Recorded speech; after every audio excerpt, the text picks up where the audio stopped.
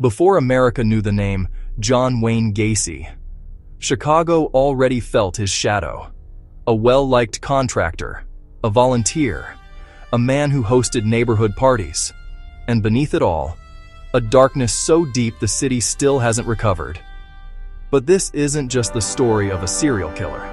It's the story of how a man built a mask so perfect, no one noticed the monster living underneath. In the early 1970s, Gacy was everything a community wanted. He shook hands with politicians. He ran a small construction business. He dressed as Pogo the Clown for children's events. To most people, he was harmless, dependable, normal. But inside his home on West Somerdale Avenue, he was building something far more sinister. A life split clean down the middle. The man people thought he was, and the man he truly became. His victims were young men, many vulnerable, many passing through Chicago looking for work. Gacy offered them jobs, cash, or a place to stay for the night. They never walked out again. The trap was simple: trust. The kind of trust only someone who seemed harmless could ever earn.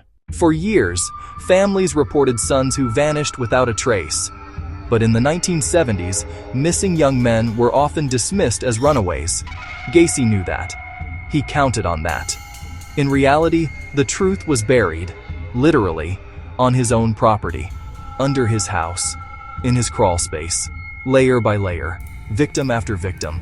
What he built beneath that floor wasn't just a grave. It was a timeline of lives stolen and stories erased. Everything changed in December 1978. The disappearance of a local teenager, Robert Peast, finally cracked Gacy's perfect disguise. Witnesses placed Gacy at the store where Peast was last seen. Detectives began watching him, and what they saw didn't match the cheerful contractor Chicago thought it knew.